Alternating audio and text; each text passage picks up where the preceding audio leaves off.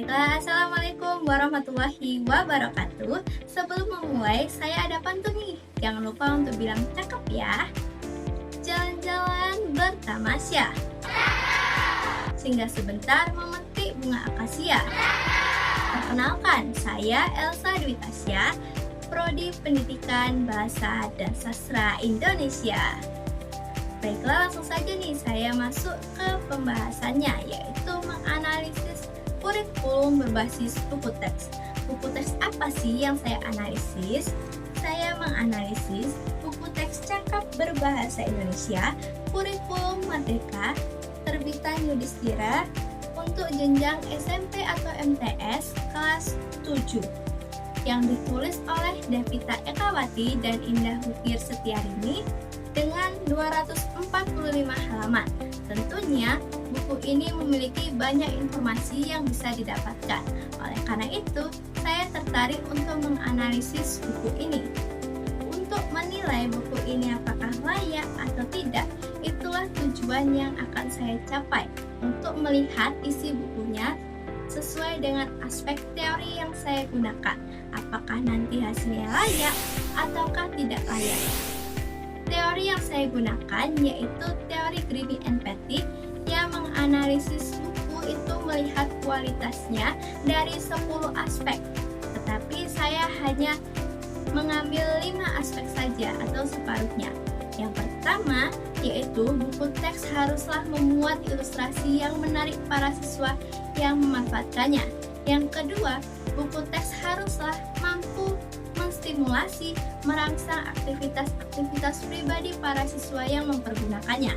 Yang ketiga, buku teks haruslah dengan sadar dan tegas menghindari konsep-konsep yang samar-samar dan tidak jelas agar tidak sempat membingungkan para siswa yang memakainya.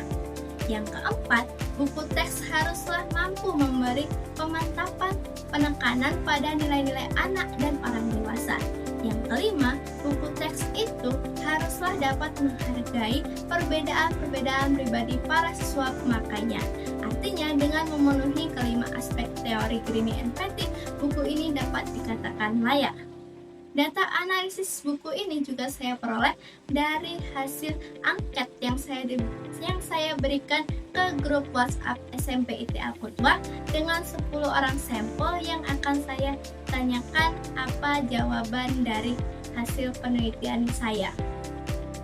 Untuk itu, saya akan membahas setiap aspek satu persatu. Selamat mendengarkan. Baiklah nih, langsung saja kita bahas aspek pertama, yaitu buku teks haruslah memuat ilustrasi yang menarik para siswa yang memanfaatkannya. Artinya, buku ini haruslah memuat ilustrasi untuk membantu pemahaman siswa dalam mempelajari isi dalam buku teks ini. Saya melihat dari hasil angket menunjukkan 70% siswa setuju untuk menilai bahwa gambar atau ilustrasi ini dapat membantu pemahaman siswa. Dan juga 90% siswa itu menyatakan iya untuk buku teks ini gambarnya sesuai dengan topik yang diajarkan. Kita bisa melihat langsung pada buku teksnya pada bab kebudayaan. Ditampilkan dengan warna yang cerah, jelas, dan menarik. Artinya di sini buku teks ini dapat membantu pemahaman siswa dengan memperlihatkan gambar yang menarik dan juga relevan dengan topiknya. Misalnya juga pada berita juga ditampilkan dengan gambar sesuai dengan kehidupan nyata. Dengan begitu, buku teks ini tidak hanya memiliki gambar yang polos dan juga warna yang hitam putih, dia itu sangat berwarna. Ada juga tulisan-tulisan subjudulnya itu ada yang berwarna merah, hijau, dan kuning. Ini menandakan konteks yang berbeda. Di penulisan buku ini juga bukan hanya tulisan saja, akan tapi ada diagram, ada tabel, ada peta konsep yang menampilkan bahwa buku ini bervariasi bentuknya. Dan tiap ciri kebahasaan dia selalu menampilkan kotak berwarna hijau yang menandakan itu kebahasaan yang ingin ditampilkan pada buku teks cakap berbahasa Indonesia. Tetapi masih ada siswa yang menyatakan tidak dan tidak terlalu mementingkan gambar atau ilustrasi karena baginya dengan tulisan saja dia merasa sudah cukup. Dan ada juga kekurangannya pada tari kecak nan magis. Harusnya di sini tetap digambarkan dengan tari kecak. Kemudian ada yang merasa bingung dengan banyaknya gambar. Mungkin pada berita tadi, karena seharusnya kalau kita lihat berita langsung lewat gawai atau media digital, ini bisa langsung diakses. Tetapi kalau buku tidak bisa. Mungkin itu kekurangan dari buku teks. Akan tetapi, secara keseluruhan, buku teks ini sudah layak pada kategori pertama aspek teori Greening and Petty pada aspek ilustrasinya. Baiklah, langsung saja kita bahas aspek kedua, yaitu buku teks haruslah dapat menstimulasi merangsang aktivitas-aktivitas pribadi para siswa yang mempergunakannya. Artinya, buku teks ini haruslah dapat melatih kemampuan berpikir kritis siswa. Dalam angket, hasilnya menunjukkan 60% siswa menyatakan iya untuk membantu dalam proses mencari informasi tambahan, ingin tahu lebih dalam apa yang ada pada topik buku ini dan mencari informasi tambahan bisa lewat sumber lain.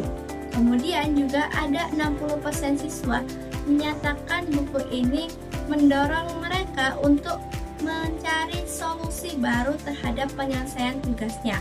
Artinya, buku teks ini sudah mampu mendorong siswa untuk berlatih berpikir bagaimana menyelesaikan tugas, bagaimana memperdalam materi.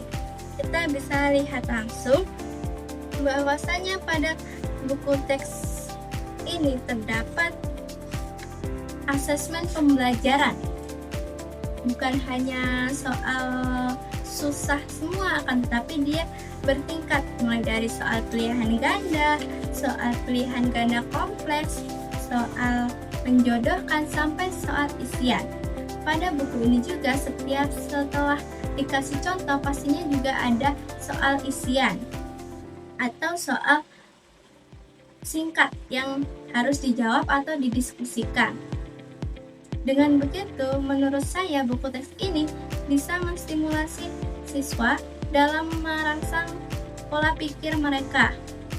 Akan tetapi, pada penerapannya masih banyak siswa yang kurang terstimulasi pemikirannya.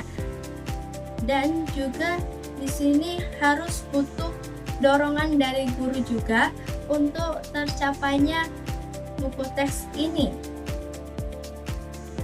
Oleh karena itu, secara keseluruhan buku teks ini pada aspek kedua yaitu layak. Lanjut ke aspek ketiga, yaitu buku teks haruslah dengan tegas dan sadar untuk menghindari konsep yang samar-samar dan tidak biasa, agar tidak sempat membingungkan para siswa yang memakainya. Dari hasil angket menunjukkan 80% siswa menyatakan bahwa buku ini dijelaskan secara singkat, jelas, dan juga disertai dengan contoh yang sesuai dengan apa isinya atau apa konsepnya. Kemudian juga 70% siswa menyatakan bahwa bahasa dalam buku ini tidak bertele-tele dan juga disertai dengan ilustrasi atau langkah penyelesaiannya yang jelas. Kita langsung saja lihat pada buku teksnya bahwasanya dia itu jelas kegiatannya. Misal pada bab 1, konsepnya itu memahami isi teks deskripsi. Dia ada langkah per langkah dengan kegiatan. Misalnya dari sini ada kegiatan satunya apa, kemudian kegiatan keduanya apa, kemudian kegiatan ketiganya apa. Dan juga disertai dengan langkah-langkahnya. Misalnya ini cara menggunakan KBBI daring. Sini telah dijelaskan konsep-konsep dalam buku ini secara jelas, mulai dari membangun konteks, memahami, membandingkan, sampai ke menulis. Dari definisi pada tiap bab atau tiap topik itu juga ditampilkan dengan singkat dan jelas. Misalnya pada materi menulis surat, menunjukkan bahwasanya dia singkat, dia tetap jelas. Misalnya surat merupakan alat komunikasi secara tertulis. Akan tetapi, di sini kekurangannya ada beberapa istilah yang tidak dijelaskan secara lebih rinci lagi, terutama pada kata yang saya temui, yaitu kata blok, kata frasa, kata konjungsi. Nah, harusnya itu dijelaskan lebih detail lagi. Oleh karena itu, secara keseluruhan, buku teks pada aspek ketiga ini layak. Baiklah, kita langsung saja bahas ke aspek keempat, yaitu buku teks haruslah mampu memberi pemantapan, penekanan pada nilai-nilai anak dan orang dewasa. Artinya, dalam buku teks ini mengajarkan bagaimana cara bersosialisasi hidup di kehidupan bermasyarakat. Pada angkat pertama menunjukkan 50% siswa itu menyatakan iya untuk bahwasannya buku ini dapat menghargai pendapat-pendapat siswa. Bagaimana cara mereka itu menghargai pendapat dan juga saling toleransi terhadap pendapat yang tidak sama dengan dia, saling menghargai. Kemudian ada 60% siswa menyatakan bahwa buku ini menanamkan pembentukan karakter pribadi siswa, ditunjukkan dengan sikap yang jujur pada pertanyaan refleksi. Nah, kemudian juga pada nilai-nilai ini juga dari diskusi dan menjawab soal. Bagaimana mereka itu mencari jawaban, cara mereka berdiskusi, cara mereka menanamkan kepercayaan kepada temannya, dan itu saling mendukung pada proses nilai-nilai yang harus diterapkan pada kehidupan. Secara keseluruhan, buku ini telah memenuhi aspek keempat, akan tetapi harus lebih secara eksplisit menanamkan nilai seperti apa pesan moral yang harus disampaikan, apa kebudayaan yang harus kita lestarikan. Seperti itu bisa dengan tepat membuat nilai-nilai yang lebih melekat pada siswa anak kelas SMP. Tetapi buku ini pada aspek keempat dikategorikan layak. Langsung saja kita masuk ke pembahasan terakhir, yaitu aspek kelima pada buku teks haruslah dapat menghargai perbedaan-perbedaan pribadi para siswa yang memakainya. Artinya buku teks ini harus dapat diikuti oleh semua siswa. Pada angkat menunjukkan 80% menyatakan iya buku ini untuk beragam latar belakang budaya, dan juga 80% siswa menyatakan iya untuk buku teks ini dapat diikuti oleh siswa. Pada buku ini dapat dilihat bahwasannya menampilkan banyak dari beragam budaya, tidak hanya satu saja. Dan juga pada bagian makanan, tradisi, musik juga bukan hanya satu daerah saja. Tetapi kekurangannya pada buku teks ini itu hanya menampilkan satu opsi saja, tidak ada opsi lain. Misalnya membuat vlog. Vlog itu ada yang tidak suka dan ingin membuat lain, tetapi di sini instruksinya hanya disuruh membuat vlog. Kemudian menghargai perbedaan pendapat juga banyak dilakukan dengan diskusi, dengan presentasi, jadi semuanya saling menghargai. Jadi dapat dikategorikan aspek kelima pada buku ini dikategorikan layak. Nah, ini dia nih yang ditunggu-tunggu. Jadi dapat disimpulkan bahwa buku teks cakap berbahasa Indonesia kelas 7 jenjang SMP atau MTS ini dikategorikan layak menurut teori Grini NPT. Dengan kekuatan pada buku ini, pada ilustrasinya yang menarik, kejelasan konsepnya, dan keberagaman latar budaya yang bisa diikuti oleh siswanya. Nah, sebelum penutup, saya akan merekomendasikan untuk penulis terlebih dahulu. Yang pertama yaitu sebaiknya memperjelas istilah teknis pada bukunya agar tidak membingungkan para siswa. Yang kedua, memperbaiki ilustrasi yang kurang relevan.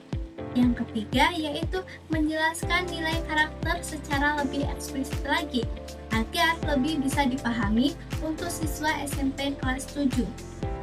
Untuk guru, yang pertama yaitu memberikan pendampingan istilah yang dianggap rumit untuk siswa. Yang kedua, menawarkan alternatif tugas lain, jadi tidak hanya berpatokan pada buku, bisa ditambahkan opsi lain untuk siswa yang kurang suka atau kurang bebas berekspresi hanya pada aspek soal tersebut. Yang ketiga yaitu bisa dengan memperkuat nilai karakter melalui diskusi. Misalnya setelah presentasi lebih ditekankan nilai-nilai pada siswa, apa yang perlu diambil pada presentasi kali ini. Itulah yang dapat saya sampaikan. Terima kasih. Assalamualaikum warahmatullahi wabarakatuh.